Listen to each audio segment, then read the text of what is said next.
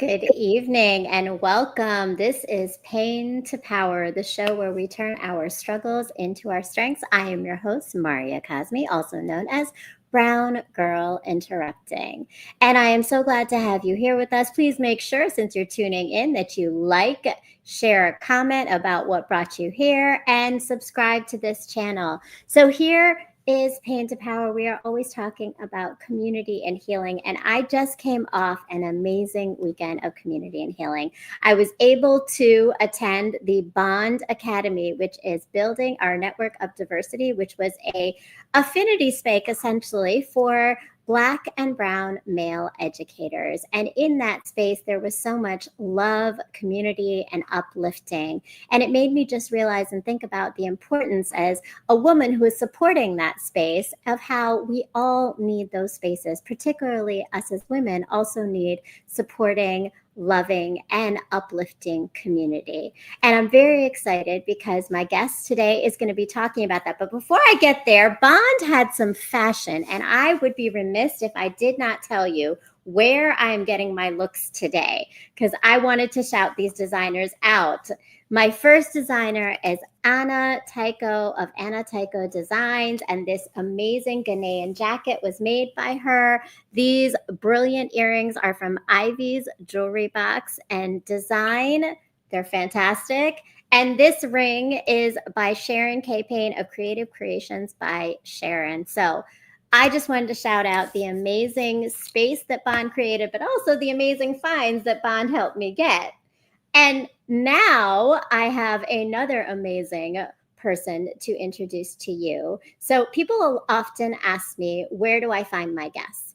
Sometimes I find them, sometimes they find me. This one was actually introduced to me by a good friend and my photographer, Jean Sizemore, who was a common friend, connected us both together. And on my trip to St. Thomas, as I am rushing to get to the airport, I made a very special visit to meet with Miss Laura Castillo. Now, let me tell you about Laura, because she is an energy and a vibe. And as you know what traveling is like, right, y'all?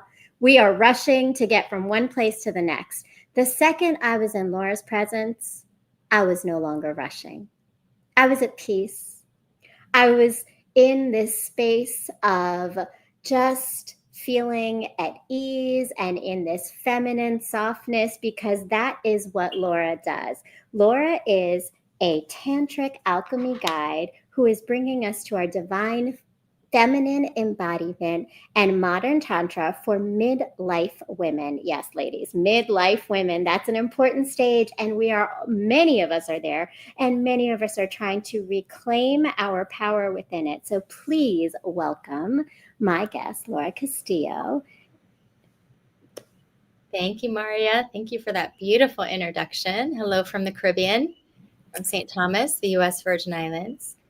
Thank you so much. I love that you are here with us from the islands and being able to share your story. So how are you doing this evening?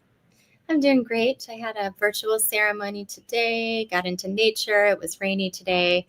The weather here is beautiful all year long, as you can imagine. And I've got a beautiful view of the ocean. The island's super small, as you know from visiting. It's Yes, 13 miles. Very, very small. You can get from one side to the other in about 45 minutes. So yeah, to be able to see the ocean, and it's carnival here in St. Thomas. So there's a whole different energy. A lot of people come back home to the island. The music, the carnival vibe is in full effect here. I love that one. I appreciate that you're taking some time from the carnival vibe to be with us in this space, because that does sound quite fun. And yes, the weather is always beautiful, right? Which is a wonderful thing. So I've invited you here because, this show really is about healing and how we are all finding our different pathways to discovering our power. So when you just think about this idea of taking pain and turning it into power, what does that mean to you? Wow, great question. And I think it's so relevant to the state of humanity right now, and what we're seeing in the world. And also, my kind of specialty is the midlife time period for women. And what I experienced, I'll start with a little bit of my personal story, if that's okay. Yeah, it's like when I entered that portal of, children getting older. So my son was getting ready to leave for college, late 40s. I had entered this portal, but nobody really prepared me for it. And, I'm curious if anyone out there can relate to this. It's like we're not really taught about our life cycles and about the different stages that we'll go through. And there is a grieving, if any of you have had, raised children and they've left home, or parents aging and dying, like all these things that happen in this particular stage of life, no one really prepares us for it. So grief, I have found, is actually very magical. It's a stage of creation, right? So everything's born, everything grows, everything also dies, and then we enter this void space before life begins again.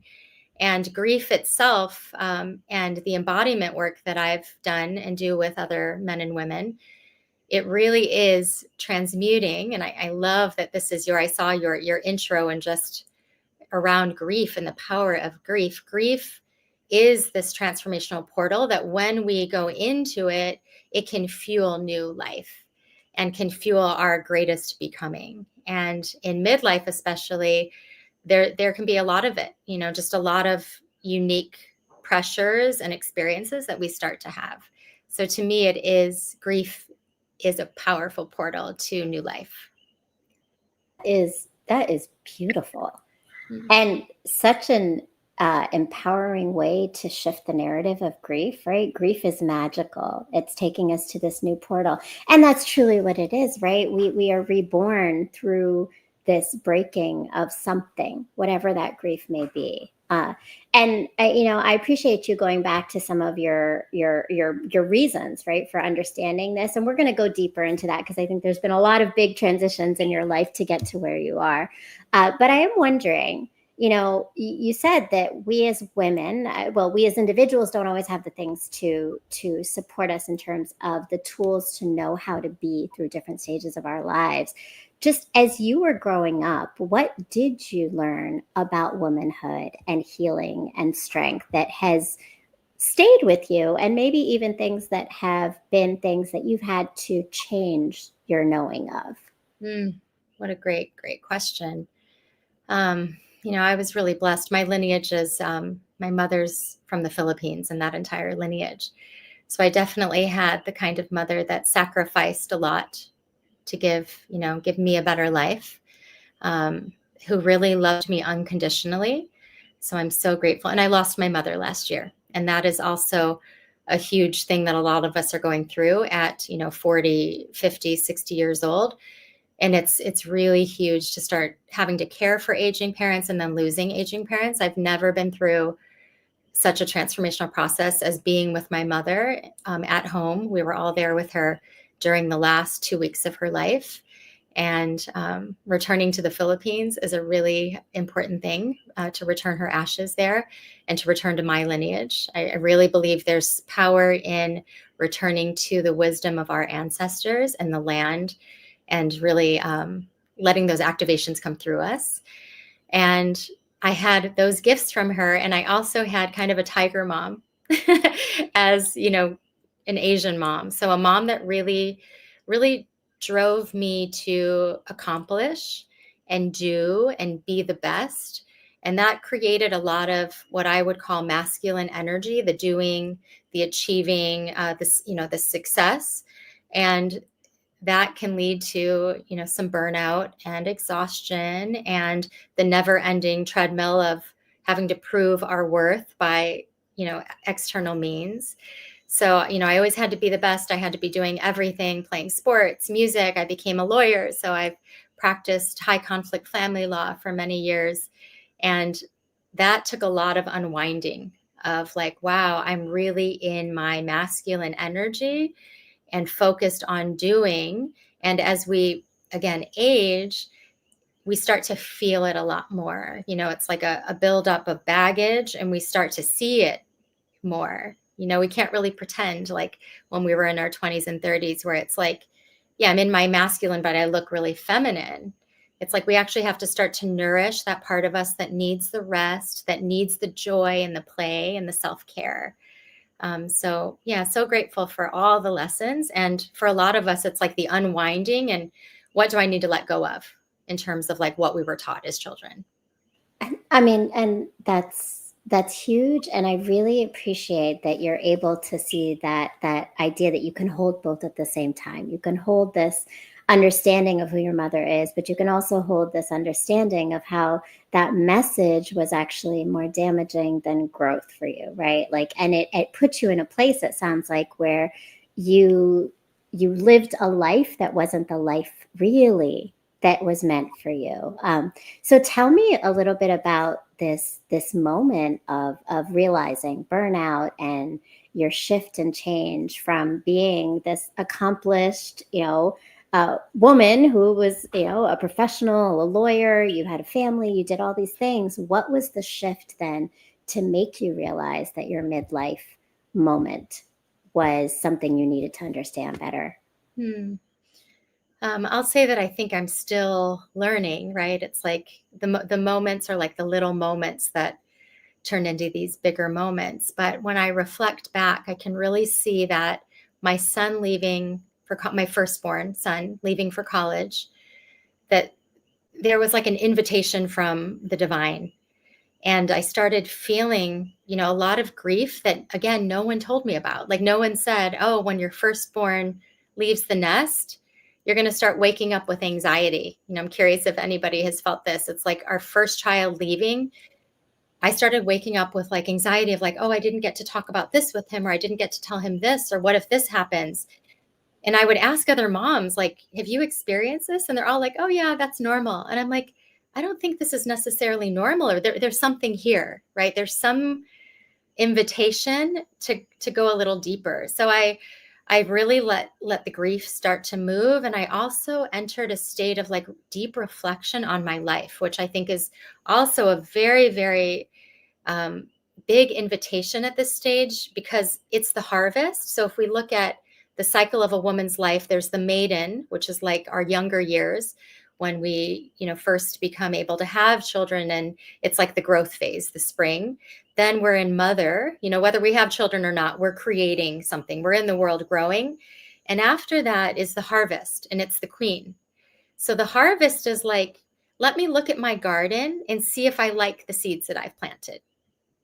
Right? What have I planted? And I don't know if I like all of this. So I really enter that stage of like, am I happy with my life? Like, am I in the right relationship? Am I doing the work I'm meant to do in the world? And by, in our 40s and 50s, we've cultivated a lot of skills, a lot of magic, a lot of experience. And I started kind of reassessing and like discarding, like pulling some of the weeds out of the garden. Like this isn't, this isn't the right relationship for me. So this is going to go.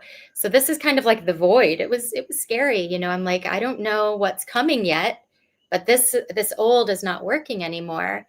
And, I had maybe an unusual experience, but maybe not, because I feel like more and more people I know are having these like awakenings.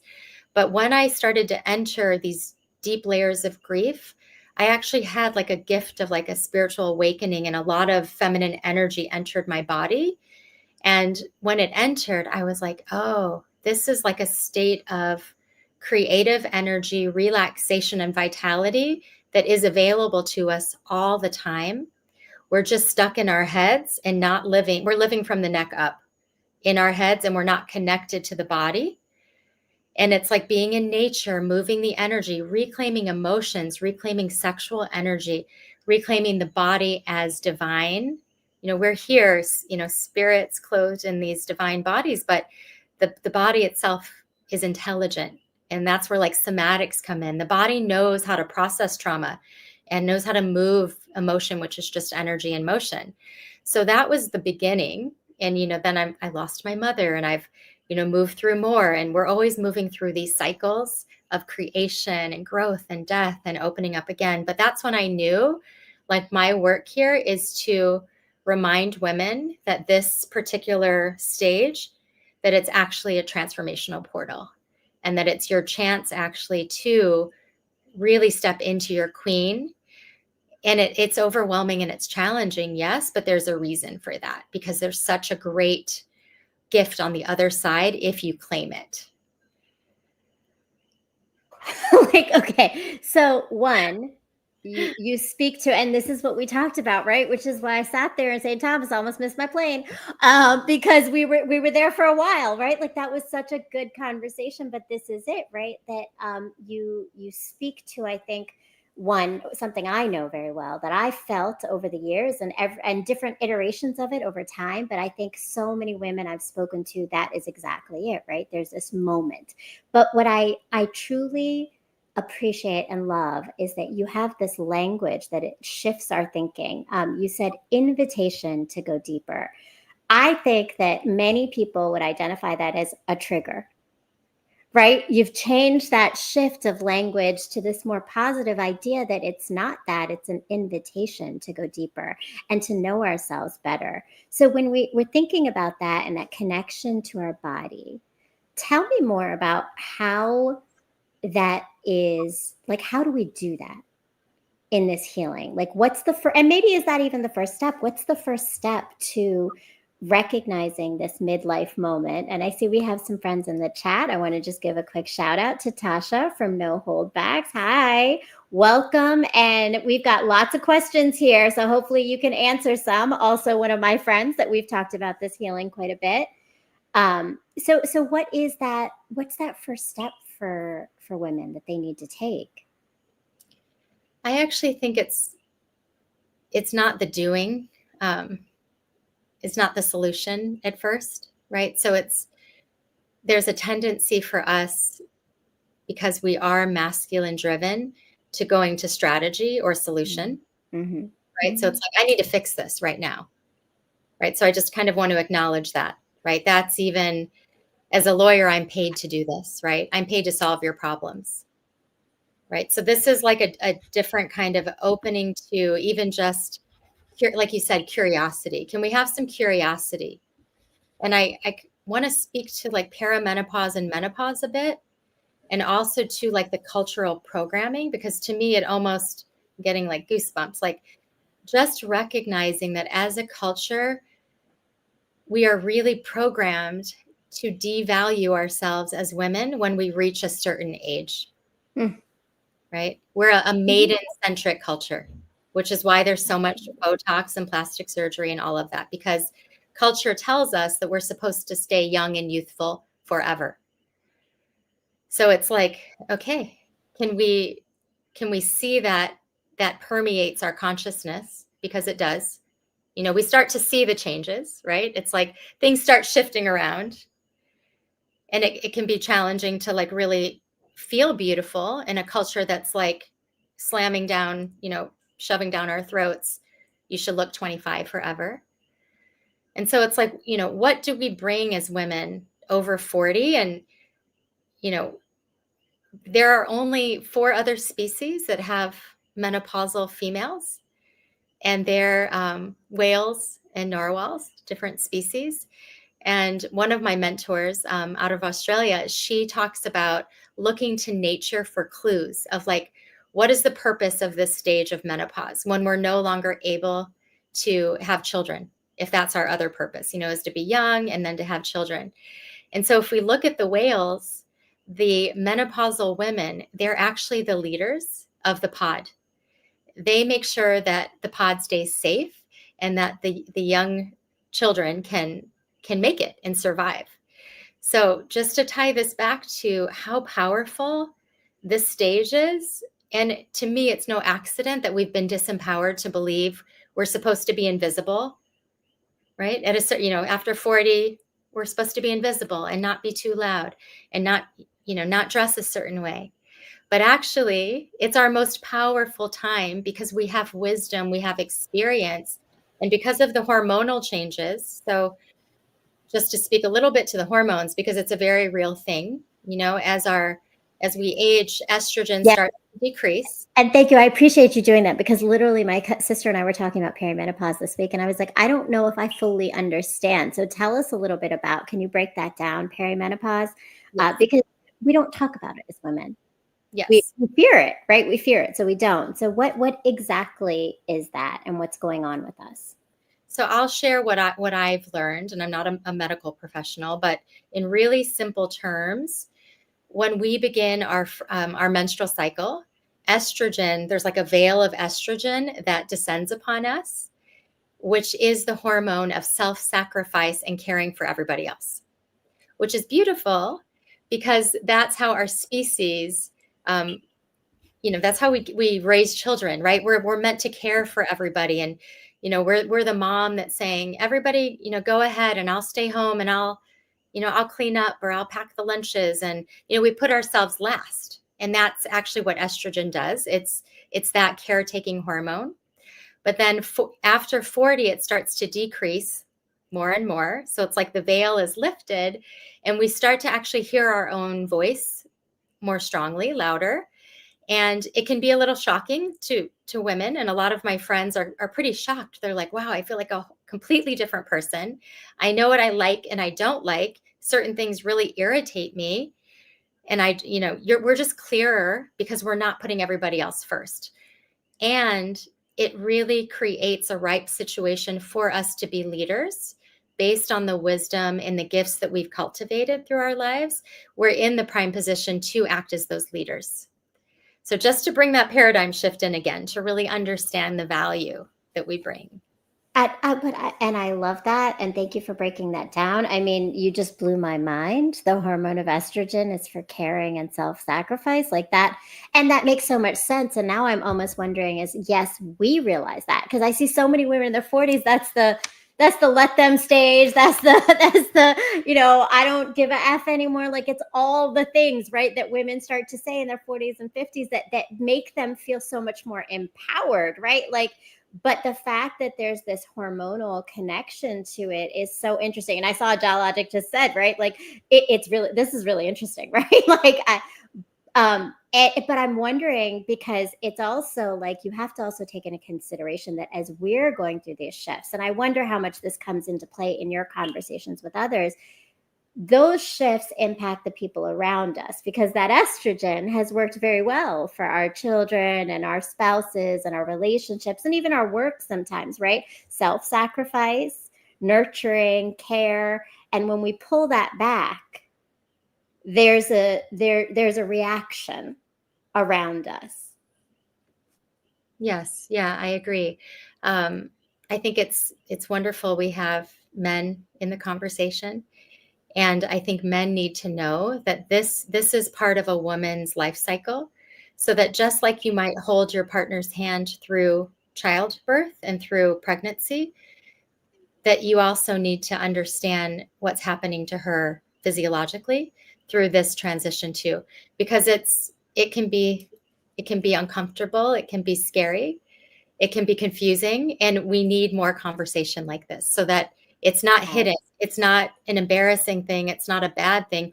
This is a natural part of our lives. I love that Dialogic just said bars. Yes, right? Men should be in this conversation. So if you're a man, throw us a comment in here. You're tuning in. Make sure that you comment, share something that's resonating with you, and definitely, right? Yeah, sounds like it. No Bahoba. Sounds like it. Brown Girl too. Yes, all of it. All of it.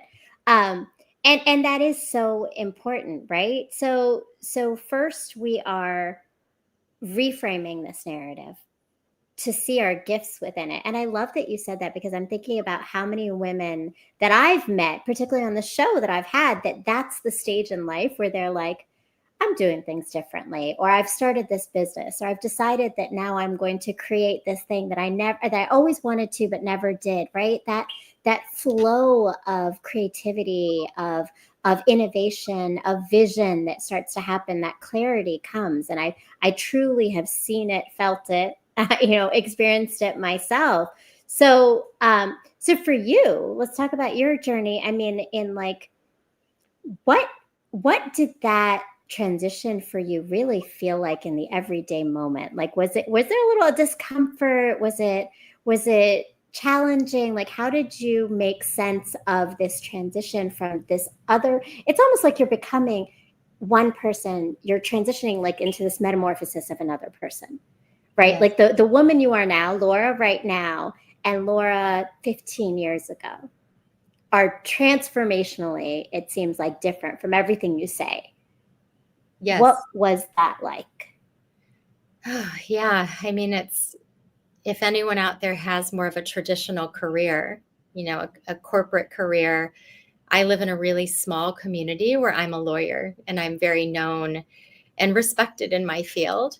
And, for years, I really tried to keep my parts separate. It's like I'm a lawyer and I'm, a healer, but they're separate. So what I have found is as I've stepped more and more into my truth, and it coincides with this, again, this midlife portal of transformation where things are coming more into alignment, I also see it as a time of us really claiming our dharma or purpose in this life. I believe we each come in with a unique soul purpose that we're meant to express. And we start to feel again, midlife, I started to feel things are not fully aligned, right? I'm using my life force to serve people. Yes, it's beautiful, but there might be a higher way that I can serve. And then when I had that awakening, I really committed to actually helping others awaken in this way and to bring back, the feminine, the body, the emotions, so that we can be whole humans and really uplift the whole of humanity and all of consciousness. So a huge part for me has been really claiming, like, I'm a lawyer and I'm a tantrika. I'm a healer and a lawyer, both. And I'm all of those things, and I'm none of those things. And I can walk between the different worlds and feel authentically me. And to do that does require, integrating different parts. And this is kind of like the doing part, the healing part of like the self-doubt, the fear of rejection, fear of failure, right? All of those things have to be integrated. And that's where we get into like the somatic and nervous system work of like anytime I have felt afraid or been rejected, as a child, as a little girl, going into my nervous system and giving that space to be heard and sounded and to hold her. And I'm getting a little bit more into like the practice itself of somatic embodiment work. But that's how I've been able to show up more and more as me, more authentically me, and more alive in my purpose versus being in my head about what other people think of me. It's a very difficult thing to do. So more power to you. The fact that you have empowered yourself to do that, right? And now are leading others.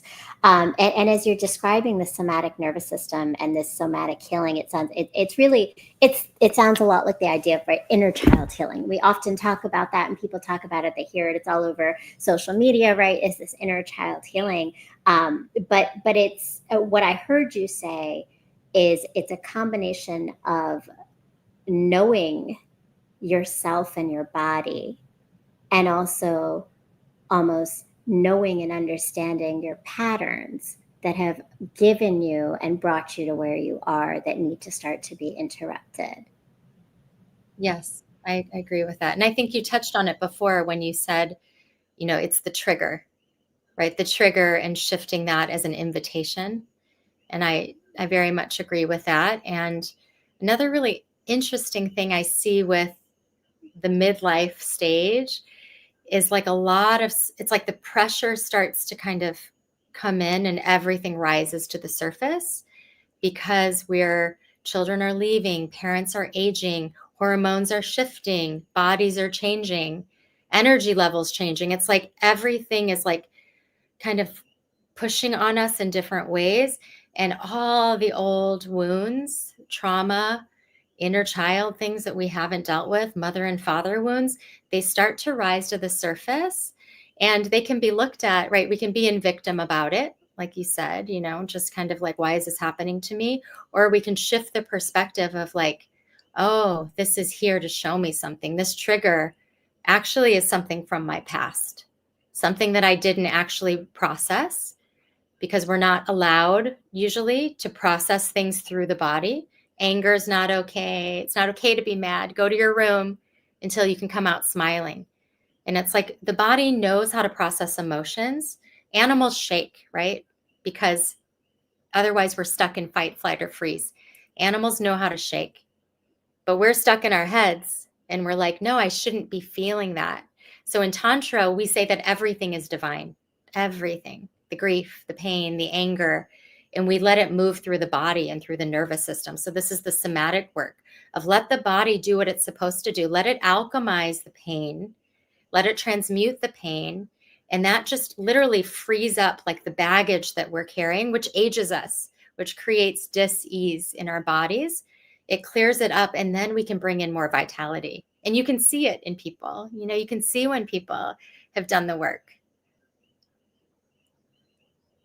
Of that baggage, right? You know, and I told you, I remember we talked about this because I feel like for me, honestly, when I look back at my pictures of me 8 years ago before my divorce and separation, I was, you know, and everything you just said, right, was so aligned with this idea is that we age because of that baggage. And when I look at it now, I'm like, I am more youthful, more vibrant, more energetic. And you can see it on my face because everything was taking everything from me in the space that I was in. And when you lighten your load, you lighten your body, you lighten your soul, you lighten all of it, right? And you're not aging the same way. So Yes. it is. I mean, like there's nature's youthfulness, which I love. And I mean, you know, so we're doing all of this, and you talked about it a little bit. Was Tantra is really this the divine piece, right? What is it specifically as a tantric alchemy guide? Tell me what that term, what that title means to you, and how you embody it in the work that you're doing to help others. So to me, I really like using the word guide. Instead of maybe coach or something like that, because we're all evolving, we're all growing. And I feel like what I'm actually doing is helping each person remember the wisdom inside of themselves. So I'm just, you know, taking you on a journey back home to yourself, which is also, I think, one of your, I saw in your intro, yeah. It's like coming back home to ourselves. And we're all just walking each other home, which is what Ram Dass says. We're just walking each other home. And Tantra to me is really, truly the embodiment of moving with life, of allowing all to be divine, of allowing, instead of being in a box of avoiding pain and seeking pleasure, we actually recognize that in a human experience, we're going to experience all of creation. And that when we allow both pain and pleasure, frustration, anger, and bliss, that the depth of what we can feel expands. It's just holding sensation in the body. How much pleasure can I hold? How much pain can I hold? Because we are in a human form, and we're part of the creative world. And, you know, alchemy to me is the transformation process. The body knows how to transform emotion. It's just energy in motion. The body is the alchemical pot within which we can transform any emotion, any pain into something beautiful. And when we do that, that's when aliveness flows, when we're moving with where the energy is taking us instead of resisting. Because what most people do is they resist. Like, what would life look like if we didn't resist whatever was right in front of us?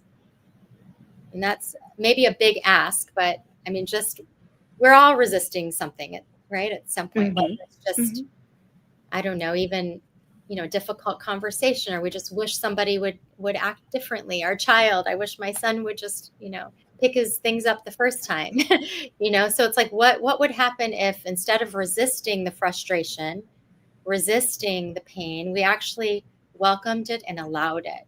So that's where the alchemy happens. And that is Tantra. Tantra is like the welcoming of all emotions to move through the body.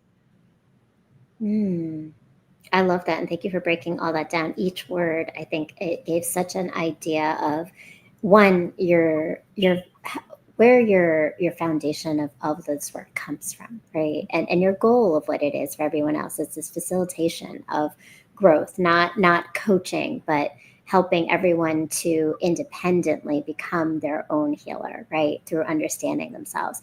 So with that, you know, I'm just wondering, and not that this is the only thing, but you're living in lovely St. Thomas with wonderful weather, and it's a little bit easier maybe to sometimes feel that peace. But what do you say to others? Because I'm sure some people ask, right, how do I get to this this movement with life in the midst of living life, right? I've got 4 kids. I work a really stressful job. I have a commute that's busy. Whatever it is, that we all are still living life. So oftentimes I think this idea is that, well, how could I possibly do that? Because I don't have that space, or I don't have that freedom to do that. What do you say to that? And what would you say is the way that we can still have that to move through life the way we need to? I would say a couple of things. I mean, one is really understanding that when we fill ourselves up first, that we uplift everyone in our families and communities. It's like the oxygen mask example, but it's really, really true. It's like when we, even taking 10, 15 minutes to first nurture self, to maybe just put the hands on the body and close the eyes to say, how am I feeling today? Yeah, I'm feeling really sad. And like allowing that to be okay. Allowing whatever is there to be there with loving presence. Just giving yourself that time first. We uplift, we have more presence, right? We have more presence with our spouse or partner, presence with our children, our employees, versus reacting. So it's like really starting with an internal framework of, here's my anchor, here's my presence, and let me now move out from this place instead of waking up and being, reactive. I love that. And I saw Tasha wrote, just like on the airplane, right? Put your oxygen mask on first, right? Just like that. Yes. And it's a mindful moment. But I think what's really important is that oftentimes people hear, take a mindful moment, take a mindful moment. And if you don't know the why for that mindful moment, it can seem like just a performative check off the box, right? Okay, I breathed, right? Like I stopped, I did the breathing, I did the box breathing, and now I'm going to just go back to what it is. What you just said is very different. You said take 10 to 15 minutes to nurture yourself.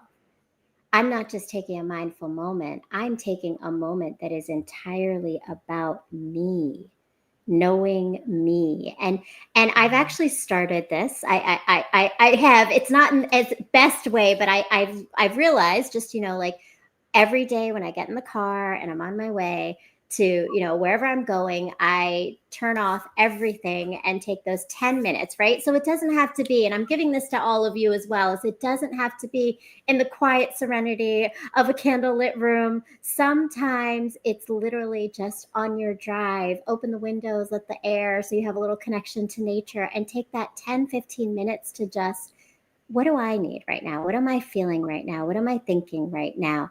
And allow for it, because I do agree that it's that mindful moment with intention and purpose. And I saw some more chats and questions and comments coming up. Tasha says, I tell my clients, give yourself and others grace. Yes. And Tasha does. She talks about that all the time. Yep. Take that time to acknowledge you, knowing it's okay to not be okay. Absolutely. Right. So that nurture yourself allows you to then be present for others. Yes. I love that. I want to throw one other out that's maybe a little more unusual, perhaps for the audience. So another practice that can be life-changing is an adrenaline release practice. So when we are in a state of fight or flight, which most of humanity is living in a state of fight or flight, right? So again, it's like something triggers us. There's a stress response, and our nervous system goes into fight, flight, or freeze. The mind says, it's not okay to be mad. It's not okay to cry right now. It's not safe to be in my body. And, for many of us, it has not been safe to be in these bodies, and for people of color, it has not been safe for us to be in our bodies, right? I have many clients here in the Caribbean of, lineage, West Indian lineage, and I myself am Filipino, and it's like really understanding the lineage trauma that we carry also, and acknowledging, wow, it hasn't been safe. So as children, we often just left our bodies and froze, or we were in fight or flight. So it's going to show up now as adults. So if we're in fight or flight and we're just holding it, the stress response hasn't had a chance to fully complete itself, the cycle of stress, so that we can return to a state of spaciousness and parasympathetic. So an adrenaline release practice can look like 5 to 7 minutes of putting music on and shaking the entire body, shaking like an animal shakes after being chased and is scared, just shaking off the frustration, shaking the stress, maybe punching the arms in the air like you want to fight, or running the feet like you want to run. So 5 to 7 minutes of shaking, releasing the adrenaline out of the body, and then just putting the hands on the body and just noticing what's there. And there might be some, tears or sadness that come up underneath that. There might just be a release and an exhaustion sometimes too. But that practice can be life-changing as well, to really complete the stress cycle, because the mind says, not okay to be mad right now, not okay to be upset. I love that, because that gives you permission, though. So tell me, when you first did that, and I imagine maybe was it the first time that it impacted you, or was it after a few times? But what did you go through? What went through your mind, and what did you realize about yourself in that moment? That my go-to is freeze. I numb out and I freeze when I'm upset, when I'm scared, when I'm overwhelmed. Mm-hmm. I start to feel numb, and it takes me the shaking, sometimes letting myself get angry. There can be some like spiritual bypassing that happens with us too, where it's like, oh, I'm above that. I should be forgiving. Mm-hmm. I should have a higher perspective. But my little girl, she's mad, right? She's scared and she's mad. So again, it's like giving ourselves permission. And this is kind of inner child parts work also. Right. It's like, mm-hmm. right? So really like reclaiming parts that we've left behind. My little girl who felt afraid getting shouted at or spanked, all the things that happen a lot of our generation. I had a Filipino mother who hit me with a shoe or a broom, whatever was around, but my little girl at times felt afraid and didn't know what to do. So I started to notice like, wow, like I really bypass a lot. I think about feelings, I analyze feelings, but I'm not actually in the body feeling. So I did that practice, and I have my clients do it like every day for a few weeks. And often, I don't know if you have this happen, but when there's a stressful time period going on for me, losing my mother, I would wake up just anxious, right? Just wake up anxious and afraid, or going through a divorce. So releasing the adrenaline each morning, it can really help bring some calm and really help the nervous system shift. I love the dichotomy of that, right? Releasing the anxious in the morning actually brings you calm, right? So honoring your anxious, honoring your energy, and that adrenaline brings you to calm. It's just like I'm definitely trying it. I will let you know, Laura, how it goes, because yes, I mean, I think that, but that again is like, that's the giving yourself grace, but also giving yourself space. Like, we have to have both. We can't just have one or the other. Colleen Gardner, welcome. Thank you for joining us. You said, I love that your adrenaline release process. Very useful way to keep us in our body and present. Absolutely. So thank you so much. This has been amazing. We're going to talk a little bit more in just a few moments. We're going to go to a quick commercial break. We haven't had a commercial in a while on this show, but I actually have also some work that we are starting. I have developed some 5-course module that is focusing on unlocking our empowerment, on how do we unlock some of those patterns of socialization that have impacted us. So take a moment and look at the commercial, and then I'm going to put the wait list in the chat for you to be able to join for this exclusive course that is going to be launching on May 22nd. Are you feeling lost in life, in yourself? You're not alone. Empowerment Unlocked will help you discover who you truly are. Start your journey today. Link in bio.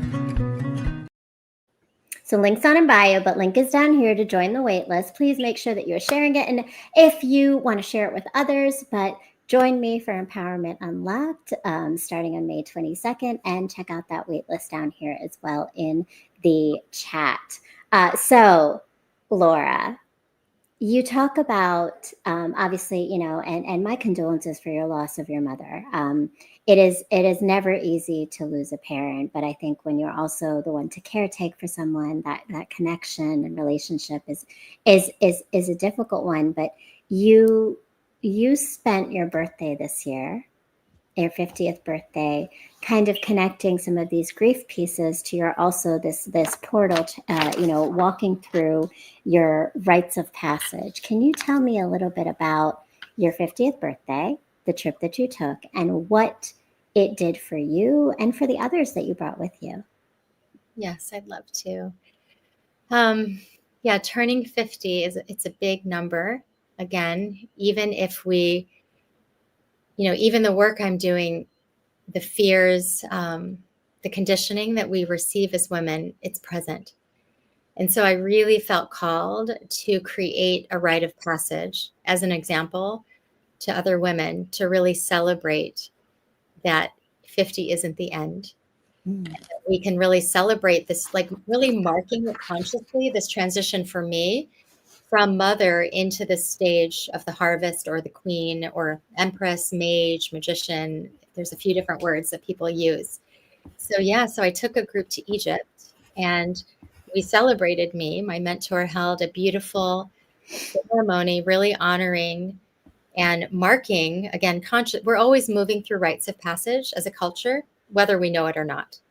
And so a key ingredient of really actualizing our potential is knowing where we are in our life cycle. Where are we?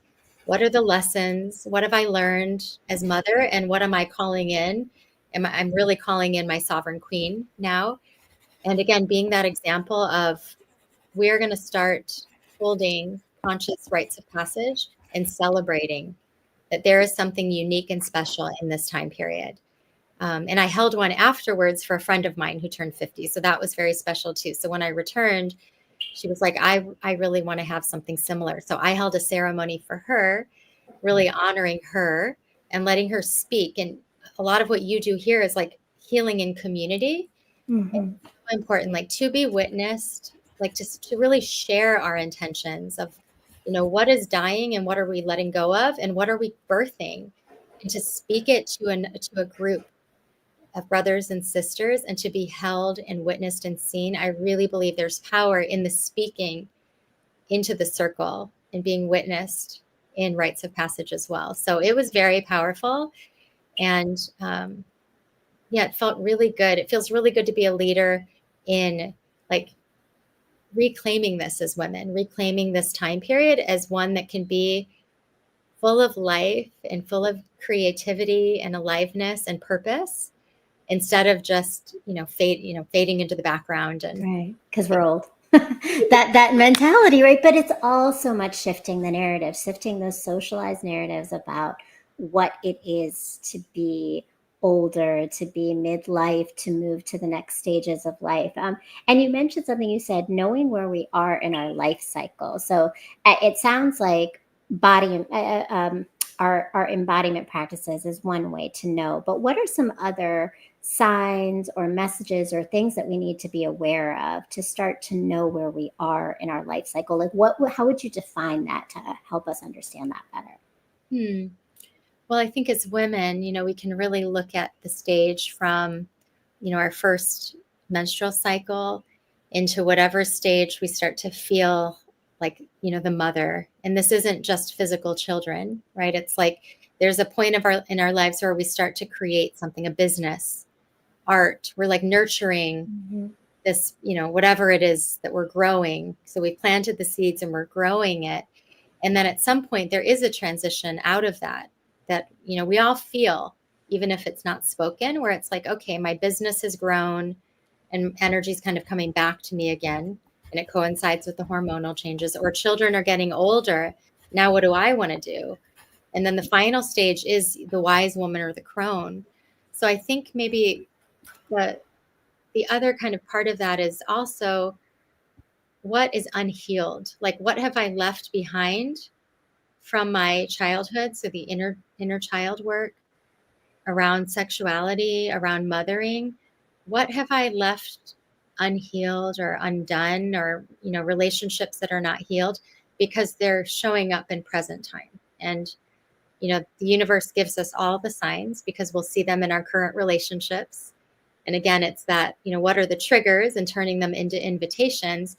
But it's also really key to start doing the inner work and opening up with curiosity to, like, what is this about? So this grief, I just ended a relationship in December, and the grief, so I lost my mother and then ended a relationship. And the grief that has been arising is so, so deep. It's not just about that relationship, right? It's deeper. It's about my father wound. It's about an old wound from childhood. So can I open and create the space? So this is also the feminine. Can I create the space and nurture myself and love myself to actually spend some time?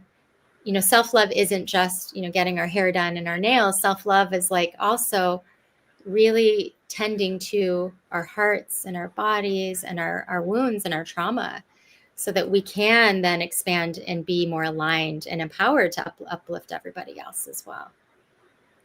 Absolutely. It really is all those things, right? It's loving ourselves, but knowing ourselves to love ourselves, right? And knowing that it's okay that we didn't always receive what we needed, but we can give it to ourselves at any point when we recognize that gap, right? When we recognize that missing piece that we've been invited to explore. I really am like, I'm loving this language, and I'm taking it with me and holding it, because it's so powerful. So with all of this, it's been an excellent conversation, and I'm so excited because you are doing so many things. So you have had your trip itself, that was one way that you brought people along in this rites of passage, but what is it that we can enjoy and join in with you? What are some of the different processes that you can help people through? So just share a little bit with us. Yes, I'd love to. So there's a free meditation on my website. That's a great way. It's called the Feminine Reset. So it's a practice of really softening and opening out of the doing, out of the mind and thinking, into dropping into the body. So that's a really beautiful, I think it's 12 minutes long. So I wanted to make it nice and bite-sized, so you can do it every morning or every night before you go to sleep. You can join my newsletter so that you know what's happening. Every month I'm doing a virtual ceremony. So you can join anywhere from anywhere in the world and drop into a container where you're really guided and held with other like-minded souls. And I love virtual because we can connect, just connect around the world. And I will have more retreats coming up and courses coming out. But for now, those are the offerings. And feel free to jump in, like if you just want to have a discovery call with me, because I do one-on-one work with people. So sessions virtually can happen in person and virtual. So a discovery call is a great way to like connect one-on-one and talk about, like, okay, do you want to maybe drop in for a session or a few sessions? So I would invite any discovery calls or deeper conversations as well. I love that. And you can see that we've got all the website information up here. You can see so many different tools that are on there. Please go and visit it. The links are in the YouTube. It's also in the chat here as well. And if you haven't done it yet, like, comment, share what is resonating with you. Laura is dropping amazing gems of what we need to do. And please make sure, if you're a man, please also comment, because I'd love to know, what did you learn about women that's going to help you in your growth and relationships with the people that you love and care for? Or just in understanding and knowing what women are experiencing in solidarity, because we're here to support one another always. No Hold Back says, I tell my clients, name 5 things you live to do, which is self-care, which is anything that takes you away from the world but makes you happy. I love that definition. That could be going to the gym, reading, YouTube, etc. I love it. Yes, and that's a great definition. What takes you away from the world and makes you happy? Make sure you do at least one of those 5 things once a week. Thank you for that tip, Tasha. Love this interview. Yes, right? Laura's dropping gems. So please make sure, if you're watching us, share it with someone, because you know there's someone who needs this, right? Someone who is also looking for their divine feminine, how to reclaim it, how to know ourselves, and the tools to know that we can change it at any moment. That 12-minute exercise is so perfect. I can't wait to try that. Please make sure that you're all going to do that. Follow Laura follow me, Brown Girl Interrupting. I've been writing more lately. I have 2 posts. I don't know, Laura, if you've read anything that I've been writing about just my own healing and journey. One is called The Dandelion Effect, and the other, oh gosh, I can't remember the other name, but they're all in there. Go and check them out. It's been a minute since I wrote it.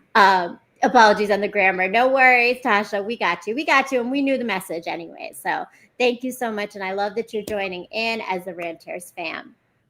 So, Laura, my last question for you before we start to head out is I am wondering, you've done this work and you spoke on your retreats, which I got to attend, which is quite a gift. And the energy was huge. You had so many people there. What for you has been that moment when you realized you really were starting to make an impact in others' lives? Like you had that one conversation that kind of opened up to help you to know that what you're doing is really what your dharma is. Beautiful question. Yeah, I'll share that like most people, self-doubt can come in, right? It can be like, am I making an impact? Am I doing exactly what I'm supposed to be doing? And anytime I'm in a ceremony or session with a person, I know it's exactly what I'm supposed to be doing. It's like the impact and the result of the person in front of me, the gratitude, the lightness, the joy, the aliveness, what's been released, the eyes shining, the energy coming from the person. It's like any doubts, I'm like, this is exactly what I'm supposed to be doing. So for me, it's not a moment, but it's each time I'm with somebody, just taking them through a process or a session. I love that. Thank you.